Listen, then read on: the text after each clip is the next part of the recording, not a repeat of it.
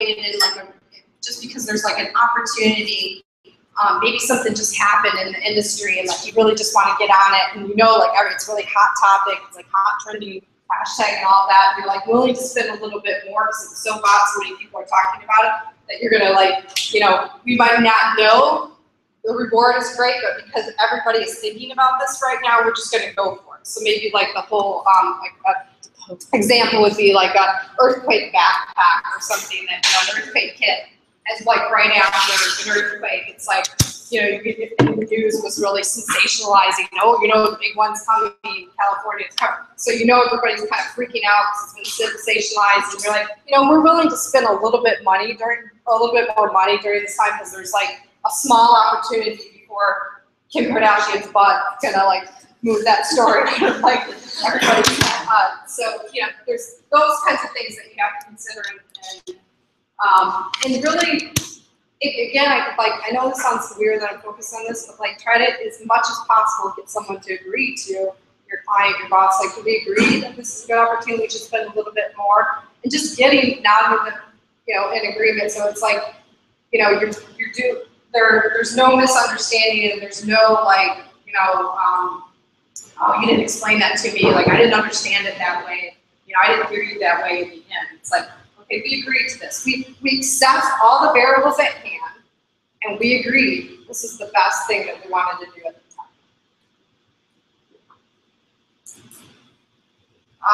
And in some cases, why this like topic of budget is so ambiguous is not always is everybody like wanting to just get 100% ROI. Like they might be willing to like do things at a loss. Certainly when you're a startup, you're doing a lot of things at a loss because you're maybe going to be operating in the black for like 3 years, right? You're doing everything that you can to get things going and get people talking and get people coming back. So like discussing this early stage, you know, what do we really need to do? Like, is there just an allocated budget? We're going to do as best that we can with it, and that's, you know, that's what it is. Or are we really concerned about, like Robert was saying, the cost per acquisition? Like, do we just need to measure it to a certain amount? Like, I'm only willing to pay $5 to get somebody, as much as $5 pretty much, to get somebody to come to my site. You know, loss, break even. These are kind of some of the questions that we need to ask, you know, up front. And volume, how many new users do you want to acquire and in what time frame? As many as possible, as soon as possible. This is actually the client that I stay away from, and I know this is your boss.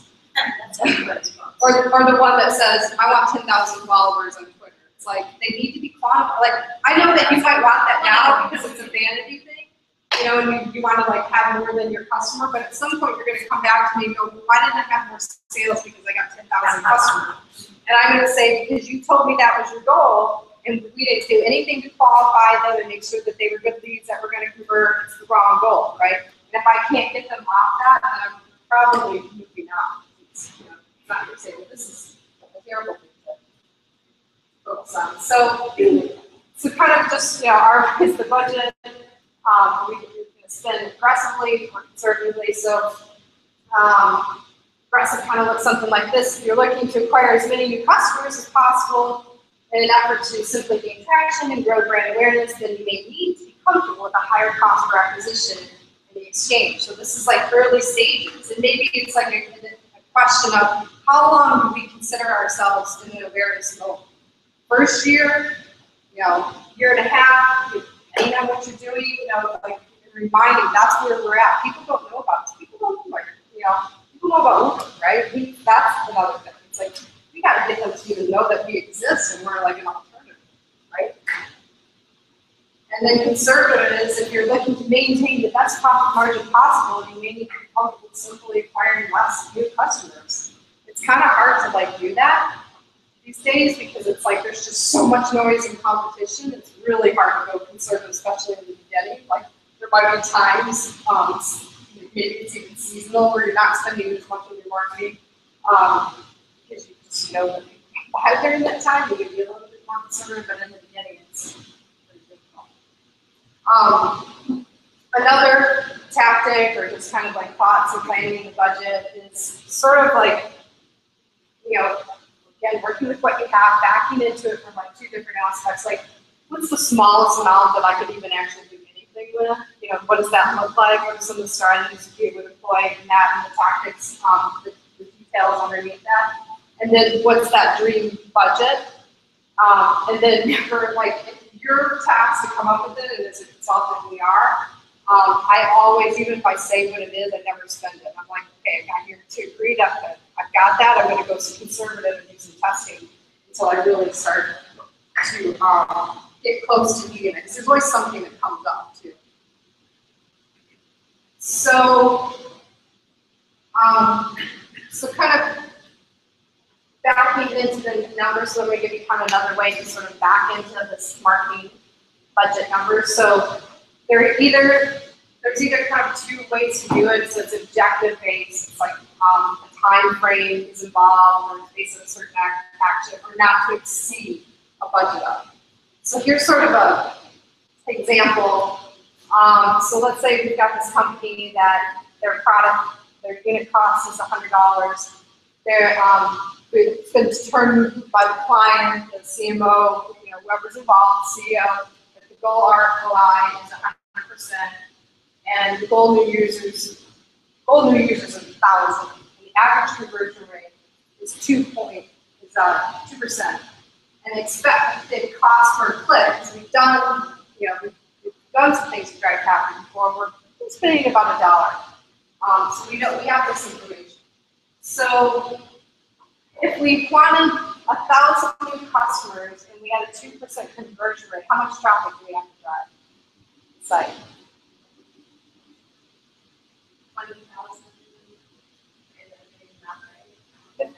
1,000 times 2%. Yeah. 50,000. 50,000. So how much traffic do we need to drive? So desired new users divided by conversion rate equals total visits traffic. It's 50,000.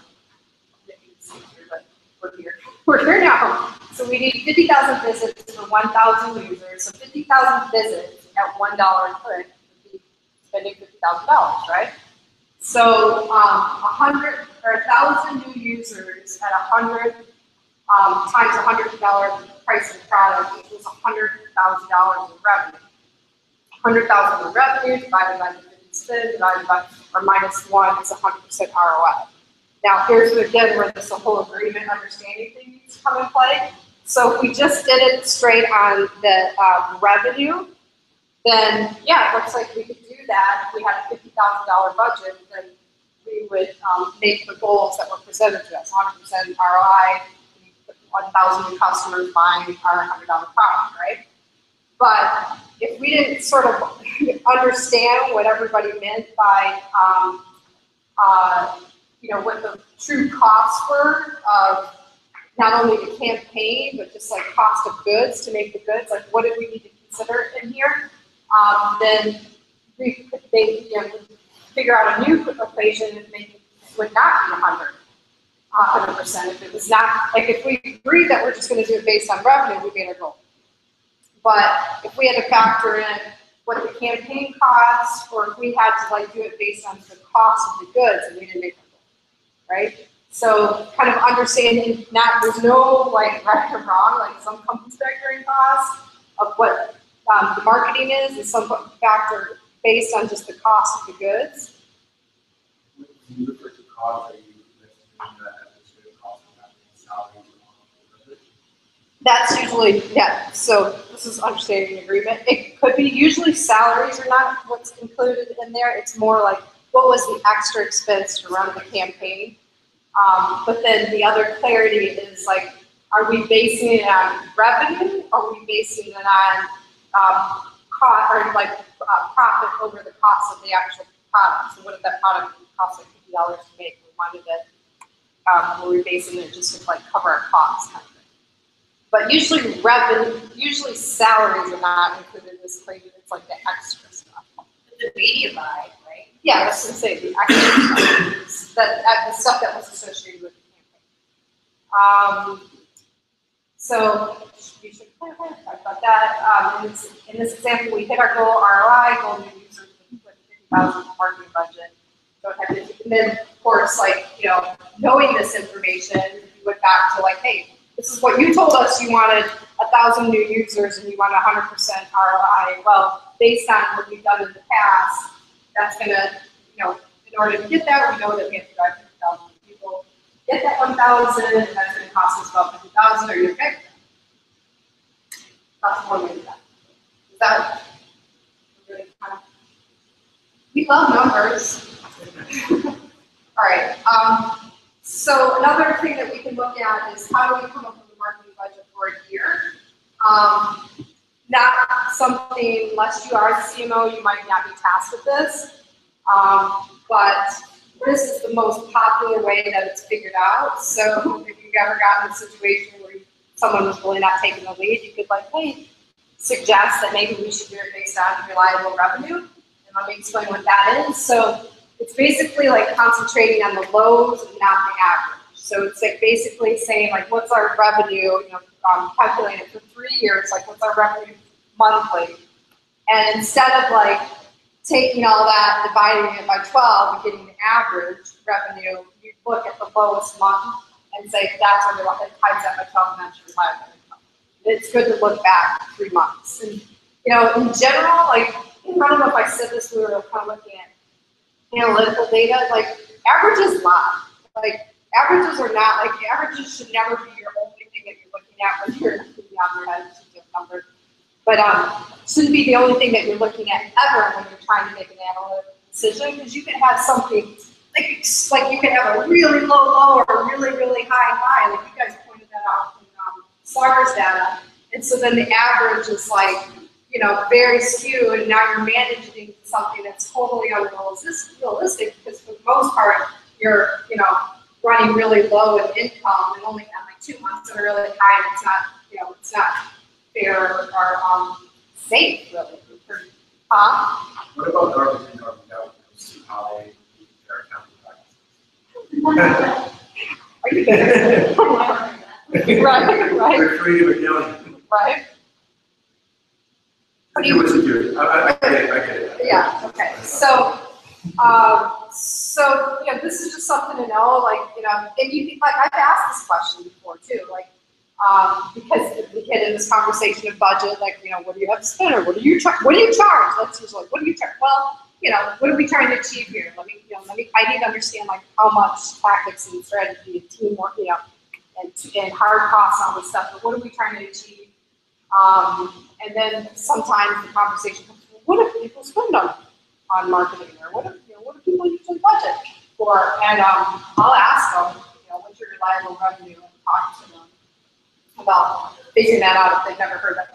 Most companies, CFOs have heard. And then so from there, so once you get that number, so then you subtract monthly expenses, or subtract monthly expenses for net profit, 10 to 12%. Of that is like a standard marketing budget.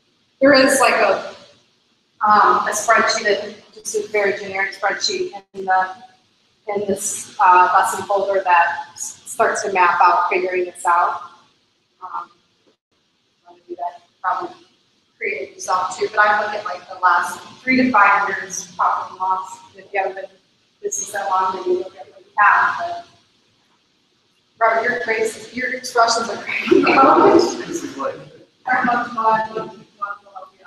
And then you actually, once you see it too, like when you track month to month, and the other point is like, then you can actually see where your highs and lows are, and then like after you know this is my overall budget, then go back and go, okay, I can't spend. I mean, my big spenders are like we're seasonal product, holiday, right? I have to spend more money on marketing there, and I can't spend it like on our dead months. So you're saying basically, like if you were to come into a company and they're doing digital marketing, been there forever, you would go in and say, and the first thing they want you to say, if you've never done any digital marketing, we want to know what it's going to cost. And you would say to them, I want to see, you know, the last 5 years, how much you make monthly. So that in connection to what they're spending on regular marketing. So if they've never done, there's kind of 2 parts of this question. It's like they've probably done marketing before, maybe they haven't done digital, but I want to know what they've spent for, and what was that based on, and what did that, what did that, Is that because you want to be able to show them that the digital marketing yields a higher ROI, or? Well, it's because I want them I want to have something to measure against and something that's safe and smart. I'm not ever going to walk into a company and go, yeah, you should have a $3 million marketing budget, and they don't make that. Like it's just numbers to start planning and going, okay, what can we reasonably do? What backing into like strategy and tactics, like what can we actually put together that this company doesn't go in great pain because they've started using, started trying to use some like digital marketing aspects. Like it's kind of safe. It's for safety and something to measure. I have just a question. When you put highest expense, you mean all the expenses for that month? So Yeah. everything, everything that's in the month. Yeah. I'm just accounting for all. Yeah, okay, that's right. I didn't think it was digital, but I wanted to make sure it was for the. This is not, we're not even there yet. We're not even talking about what we're spending on digital. We're just saying like, overall, how do you plot back into what do you spend on marketing? That's where we are. All right, so now with that being said, now we're going to the digital. So what do we allocate for digital? So there's a couple ways to kind of back into this. So we use we use whatever we got, really.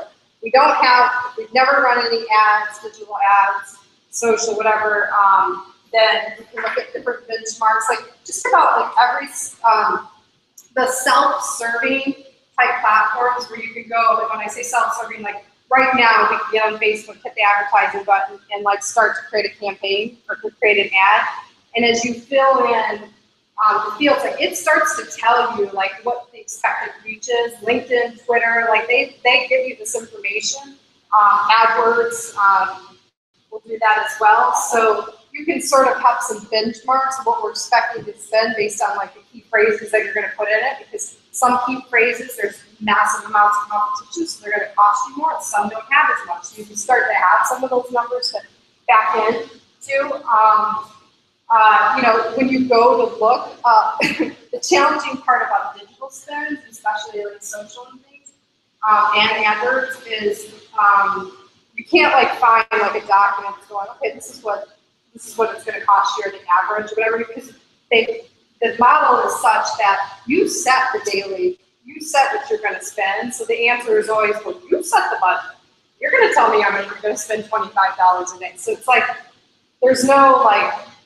I watch like ads start out and they're like, ooh, they're running at like 7 cents a click, and they're going a little bit longer in the day. Oh, we're up to 67 cents a click. It's like that's why it's truly on you to sort of set your budget, get to a point where you're like, okay, I know I have enough of numbers to like do number 3, like just kind of times it out, like or figure it out, like to what it's going to take to get 1,000 new users per channel. That's like kind of the number that I always play with. Like if I continue, so based on, I ran this ad for a week on Facebook, maybe I haven't got to 1,000 new users yet. So, but based on the rate that it's been running at, if I was to continue to do this, how much would it cost me to get to 1,000? Like keeping a spreadsheet of that alone, like that's good information to have and to work into the budget. Use Google Keyword Planner, so it's going to give you that information. That's our next lesson. We're going to talk a little bit about my AdWords and using the Keyword Planner. They all give you kind of rough estimates. They're actually, in Google's case, they're more expensive when you're in the estimating stage than what they actually run at. I've noticed the opposite is true on social. Because I think it has to do with sort of like algorithms. So when you're doing Keyword Planner, I've noticed like it's always a little bit higher than what it actually is when you're running. There's a couple different factors. Obviously, it's a bidding system, so it's going to change anyways. But you on AdWords, the better your ads perform, the more that they serve them up, and the costs actually go down. So we'll talk a little bit more about that. Facebook or social, I've kind of noticed it's a little bit different. Like the estimate, it's kind of all over the place. It's like it could be spot on, or it ends up. It seems to me it always ends up being just a little bit higher than what they like give the estimate is. So their algorithms are a little bit different. Or I don't know what else is going on there. I do not trust Facebook at all right now. The experience I just had with them, but. Manager or director or client, what areas do you manage the team, or do you actually take this on and say, I'm weekly, daily? Depends who the client is. I mean, it depends, what we're trying to achieve. Like, I mean, in some cases, I've got, several people or on a team working towards something like this, and somebody just responsible for looking at this and reporting on it. It depends. I've done it myself too. I have my little client that I love. I'm like, I'll just do it. We'll keep it neat. But yeah, it depends. Where are we? So what does your cost per click have to do with achieving your ROI? Is this achievable based on the research and tests? If not, what other channels and sources for traffic have you not explored? So kind of this thing that I just said, it's like you run some tests and you're like, God, if I continue to do this, like it's going to totally blow my budget. I can't do this. I've got to find some other channels. So this is kind of getting into the allocation. I gave you guys some little cheat tools. So there's two, cheat tools. So there's two links in the box or in the folder they link to a site, and you plug in, like, they ask you like some generic questions, what industry, what size company, or like how much revenue you have, and then it spits back, oh, this is how I would allocate for email or social ads or whatever. It's very like, it's a free tool. It's not going to give you a bunch of details, but it's a good place to start. It will help you. And there's actually two of them. One of them, I don't remember which one, puts their own little service in the estimate, like, oh, you'll need this much money to do our thing, just watch for that. And you'll go, what is this? Like the advertising. But I like it because it gives you a place to start, and it spits out a graph that you actually could just pop into your final project and then talk about like what you're going to do in those different channels. Question for you: do we try to make sure we're taking all these resources, or do we still have access to this when the class is over? Good question. So I think they let you. They don't. You have access, I think, 30 days after it's done. But it never goes away off their system. So I've had situations where like a student was traveling or whatever, and they didn't get their stuff off there, and they will turn it back on for you. But for good strategy would be to just download everything, just get it's you paid for it, like it's there for you. So just like download everything off there. But if for some reason you don't and you miss the time, they will. Okay. All right. So yeah, there's two. I think I marked them budgeting, digital marketing tools, towards the end of the folder. So I'd start there. So if like this conversation feels like a little ambiguous, like start there. That will help you go. Okay, I know I'm going to spend about this much on my campaign, and we'll give you a good breakdown of what goes where. Another massive spreadsheet. So. There is a set of spreadsheets in this resource folder that are just like, they're just spreadsheets for every aspect of digital marketing. So there's the content planning, it's good. They list like, the things that you got to consider, like they should consider hiring a writer and all this stuff. Like they're just good templates to have, to download those and for everything. And I think I even put like traditional stuff in there too, like event management. Like that's part of this lesson plan. Then there's one in there that's massive, and it's called it's an ROI spreadsheet, and it basically has calculations already figured in. It's like so you can like put all of like once you start gathering all your conversion rates and stuff, it like kind of does some math for you. Of like okay, yeah, there's math for you. Kind of projecting out like these spends and what the possible revenue could be, based on, you can change the ROI based on the desired ROI. It's a massive spreadsheet. It's pretty advanced, but play around with it, you'll probably do that. So on something like that, what's what you would include on an ROI spreadsheet was you plug in your budget numbers, how much would you spend on channels such as Google AdWords, Facebook, etc. How much is the average cost per click on each platform for your certain keywords. It should really say keyword phrases because we're getting away from just keywords. It's all about the intent of the phrase that Google's really looking for and driving traffic by. That's a big part of our next lesson. So those of us that look a little confused, we're going to talk about that. If you're paying per impression, what is your cost per impression? So instead of like paying per click, if you're paying just to be exposed to 1,000 people at a time, that's the way that you're advertising, or that's the model that you're using. You plug that kind of information in. Lifetime value of customer. This is another one. I can't remember where this is. Maybe way back in lesson 3 in analytics. There's no one way to figure out the lifetime value of a customer. It's another discussion that has to be agreed upon. It's finally what you're going to use going forward.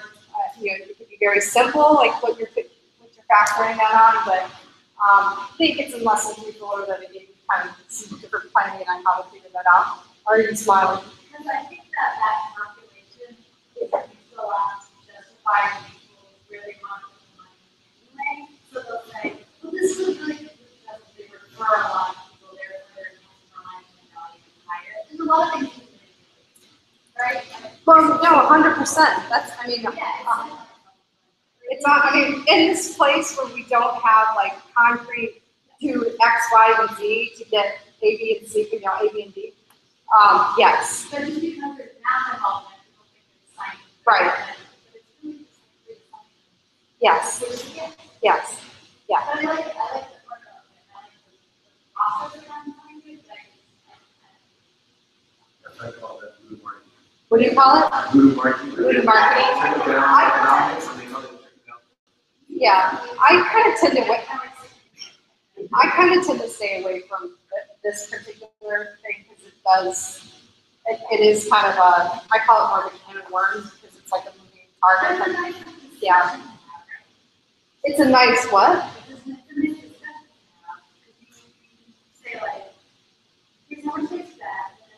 I like having the discussion about there is such a thing as lifetime value of the customer. And I like to have that discussion in terms of why do we need to have a retention plan that, every business, I don't know any businesses that don't still try to measure to this whole 80-20 rule, which is like getting a good core 80% of your revenue from 20% of your clients. Because when you have that foundation, you can build. Like you're like, oh, this is safe, but you've done things to retain them so they're safe so that you can go out and build. So talking about lifetime value, you don't even have an opportunity to talk about lifetime value if you're not doing anything to retain them. If you don't have any retention plans. So I usually just stay there. It's we have to focus on that and make sure they stay because people who stay have higher value to you. You'll spend less to stay in touch and in front of somebody that they've already bought from you than somebody brand new. So this is a good, place. This is a good place to spend your time because you'll spend less money, right? That's usually how I work out, but not the calculation. Where are we? Okay. So lifetime value customer, how much do you think your customer's worth? Do you over a long time? Let's hear it in a simple guess. Average price of product time. Average price of product time. Average price of product, times how many you expect customers to buy over time. That's the simplest formula to figure it out. Average price of product times how many you expect customers to buy over time. That's the simplest. Landing page conversion rate. So these are other things that we would include on this spreadsheet. Landing page conversion rate, lead to customer conversion rate, email marketing conversion rate. Don't forget to add in additional cost programs, freelance graphic design, copywriting. So why do we want all of our conversion rates in one place? Because, I'm not going to answer that. Why do we want them all in one place? what's that thing that I've been saying? You need to find your best. Like,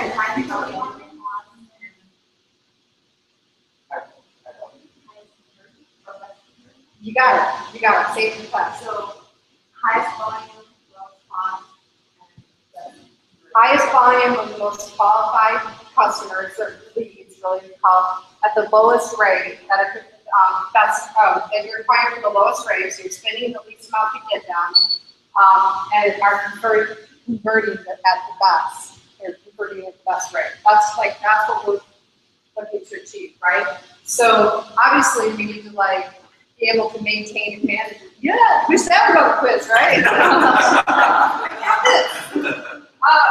So we obviously need to keep them, we don't want to look at things in silos. We want to look at that all together and go, okay, yeah, these ones are doing really well. We didn't spend that much money to get them. They're converting well. We're going to spend more of our money here, maybe move a little bit more over there.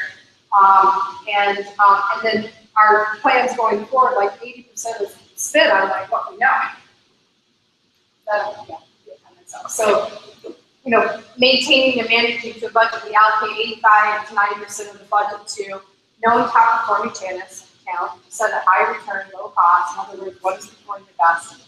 What is performing the best, and whatever is performing the best and does not advantage. Best expected top performing channels based on RAI calculations and industry standards, and then we keep a little bit to explore new opportunities because there's always new opportunities. There's always a new Snapchat or something that's coming along, or maybe just a new opportunity to do native ads, or just we want to keep some budget there, some money there to explore. Are you guys okay? You're great. I had ice cream. Yeah. Okay. Took a little bit longer on that exercise. So what's in here? So these are just kind of, a little bit of data on what big companies are spending more on, or allocating more of their budget.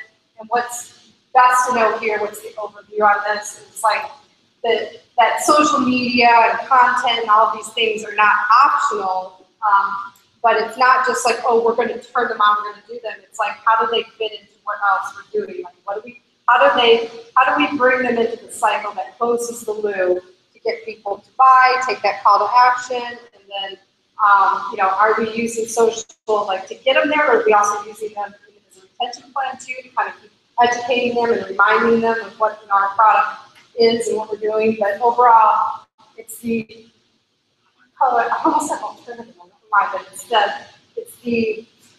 it's the things that 10 years ago everybody thought was trendy that are the absolute must now. The content, marketing, social, and then different types of content pushed through those channels. So you see video and but my big thing that I love seeing up here is there was such a push to just create the content and use the channels, but nobody was listening. They would put it out there and oh, we did our thing, oh, people are going to click on our link, ooh, yay for us, yay for effort. But really where the value comes into play is going back and engaging people, the bare minimum on a lot of, some smaller project things that I work on for clients is putting out the content and then having somebody go behind me and now engaging them on what I just said. I give them specific, these are the hashtags of the day. I want you to go back and see what people are saying and then engage them on that to get that extra okay, we care, we're interacting with you, because it's not just the extra engagement, it's learning how close your predictions or what you think about the target demographic, how close are you? Are people really interested in those topics? What do they say when you actually talk to them? Is it sticky enough that they're I have to know more. I want to come back to your site. I want to buy more. So it's the biggest area that gets overlooked, but not in our big agencies anymore, is the listening part. Tracking the brands. We talked about the company, the handyman company. Did you tweet it? You did tweet it. Did they respond to you? Was I supposed to tell you? Yeah, we were going to retweet it for you. to get a little more. They like responded in like 2 minutes. That's it. So at the very least, did they solve it for you? Yeah. What did they do? They tweeted back to me and said, sorry, send us your email associated with your account. Cancel it. And then I sent them, they to DM us or whatever, it's like direct message them and they canceled it. Okay. So at the very least, so this is the big thing that like the bigger companies are doing, they're tracking their own brand name. So if anybody, Sprint didn't do it. They didn't give a shit. It's AT&T tried to lure me to them. but they're listening. I mean, they're behind the curve. They're one step ahead of Sprint in how they handled it. They're behind it in that they didn't say why or what could we have done, or they didn't ask any questions. They just canceled it right away, right? Yeah. They could have won you back. They could have put you on a small account, but they didn't do that. But you're still happy you're done. You're done. Yeah, they're listening and talk. They're not just like letting the post stand. They're kind of like going back and interacting, especially on hashtag is really important. Place to spend time on, and it requires budget because there's manpower in that. There's human interaction involved in this process, and we allocate that. So where the spends are, like in marketing, so the takeaways outside of that over the side point is the revision of websites to make them more interactive, so they're not just the brochure. Like any companies still have that sort of brochure, and not really offering much more than that, or any kind of like engagement on the site. Money is being spent there, social media, because there's been so many changes in SEO and how Google is sending traffic. Like we've all had to kind of relook at what's going on our backside of our site, especially if it's not mobile. It's not, it's not functioning well on mobile, or it doesn't look like it will. There doesn't look like it. Why am I blanking on mobile? What? I actually do. I'm like, I can feel myself. I feel like the Snickers commercial right now. It's not mobile accessible, So and this is a big thing. This just happened last year. Well, no, not even last year. It happened this year, where Google was like, okay, if your site sucks for mobile, if it hasn't been built with mobile in mind, like you're taking away points for not driving traffic. It's such a big deal, and it's really connected to the biggest innovation that's going to happen in our space is the buy now via mobile, and so they're like just getting you ready. Yeah, starting to push that. What else? Are we spending money? We always spend money as marketers on email marketing because it's so cheap and the return is so high. So we never not put that into our plans. Social media advertising, we are doing some ad buys. It's good research. It's good, it helps you hone in on exactly who you need to talk to. It's probably like the cheapest entry point in terms of like ad buying space. So we always spend time there. Social media, and I already talked about this. I think I was looking for responsive. Thank you very much. Micro moments. What's pushing right now? Something happens, and you get the whole. Yeah. You're there now, and you're going to take action. So that's. Yeah. How do people get a vote these in email marketing subject lines? Do you know? Yeah, so it's knowing the code. Like, so there's tons of great blog posts on that, but like, I have a band that's like, it's like just Verizon's messaging, but the texting in this is kind of a different platform, but there's one whole screen that shows you what the code is to get them, like when I go to the emoji account, that tells me like what if I was typing it just like from a keyboard, how I get it. Constant contact with them and creating like a subject form. Yeah, you just have to go to like Google code, HTML code for emoji accounts, and you'll come up with a resource and yeah, it's pretty cool. All right, so what was that last slide? So, okay, tracking and adjustment. That's where we are. So I said earlier, I'd tell you like kind of some benchmarks for like when you're going to check stuff, when you're going to make adjustments to what you're spending. So daily, you're looking at a new digital ad by So you just turn on like AdWords like every 3 days. If you look at it the day of or hourly, you're gonna drive yourself to drink. Mother used to say that to us. You're gonna drive yourself to drink. So yeah, so you don't want to do that. You want it to get a little bit of traction, and then start making adjustments because it's all kinds of things that are happening when you turn something on, and especially like a lot of the platforms now, they've built in algorithms that they allow you to sort of they're optimizing for you. They're making some decisions of what time of day it's being put out into whom. So you just want to let it kind of run a little bit before making some adjustments. I'd say every 3 days you get smart for that. How many days is enough to save though? You're not changing anything. You're just you wouldn't make a decision to turn it off. You're just looking at you know what? Well, this is what you're really looking for, especially in an AdWords situation. Is you might have put in this is not going to make much sense to you, but you might have put a broad term in on a keyword phrase that's just driving a lot of crap. You're not getting any real clicks or engagement, and it's eating through your budget. So you might want to turn a keyword off. You're like, okay, yeah, that's not working, or I need to make that a little bit more specific because it's just bringing way too much unqualified, traffic and it's eating through the whole budget. That's the kind of thing that you're looking for in every 2 days.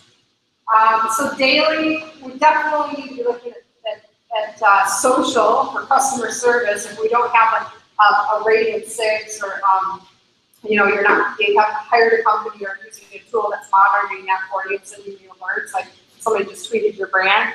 So for smaller clients, you're going to, or for companies that doesn't, that's not paying for a system, you definitely are looking at that every day. Weekly test and progress is your A/B testing, you're looking at that stuff on a weekly basis. Monthly, so running reports on organic social, what's the growth looking like, what content did people retweet, what did they talk about the most, what did they share the most, web traffic, really sitting down, if you guys saw what I run every month with sloggers, really looking at, I kind of go in there like a detective, and what broke, what happened, just trying to see if the numbers kind of make sense to what we were doing and what things that we need to change. Checking with partners, affiliates. So this is a big thing. So once you sign up affiliates, you got to remind them, to maybe do things they might need to do banner ad, or they might need to write something about a new product and stuff. But you should check in with them and give them new incentives, new content, so they're excited about sending traffic to your site. On a monthly basis. Goal tracking, so are you looking at the right goals? How are you measuring up? Whatever the goals that you put in. Is it are people clicking on your call to actions, or they going to the pages that you deem as the path that you want to take to your site? Quarterly, this is where you're looking at you're comparing. This is after after a quarter of data, you've got some. You have a good idea of best volume, low cost, converting well, and so this is where we might want to start making adjustments. It's okay, this channel's not doing well, we're paying way too much to get them to convert, or they're not converting at all, but this one's doing okay, so I'm going to move more of my budget here, taking it away from here, taking off Twitter ads and moving over to Facebook, or turning AdWords off. That's where you start moving around. Budget allocation and what's something. And then overall, on a yearly basis, overall performance, a little bit more quarterly review, but at a yearly basis. So let's come here. So adjust tactics and dollar allocations as needed when not performing, but don't change strategy more frequently than a quarter. So this little exercise at the beginning of the class, these are the things that you got to commit to. You don't know if it's working until it's done. Over a period of time. It sucks to have a boss like Roberts where it's how do I even know if that's working? We didn't run it enough. We didn't, if the customer takes longer to make the decision and you turn that off, you might have stopped somebody in the middle, they were on impression 5 and they needed 6 to download the app and we just cut it off. You don't want to change strategy midstream. If the strategy does not bring any new revenue and exceeds the cost, then it's better to remove that strategy and try something else, kind of a given. And then the big deal here, make sure the changes are caused by your marketing strategy and not outside influences like holidays or seasons, some disaster or whatever. Like, if there's anything that, that's why there's that book that you can make the little notes in analytics. It's like, oh yeah, it was like a huge tornado this day, and every traffic in the site, like you want to kind of know that there might be some outside things that affected sales. All right, so it's 9 o'clock. I got a break slide here. Yeah, let's take a break. And then I'm going to give you an opportunity to maybe use the tools and start looking at how you're going to allocate your budget. Just have a little bit of a budget conversation. We'll kind of start that in class. It will be something that you kind of carry on as homework after class.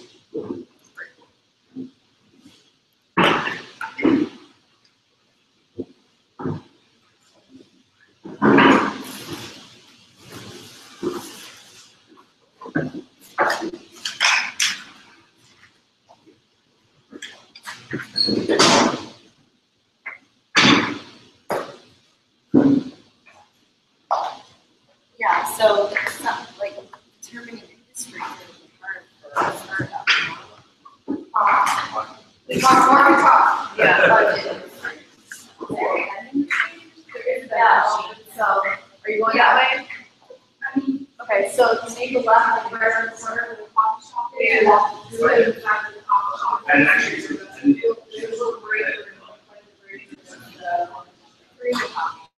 Yeah. Walk, you'll see the parking lot. Make a right at the coffee shop, literally walk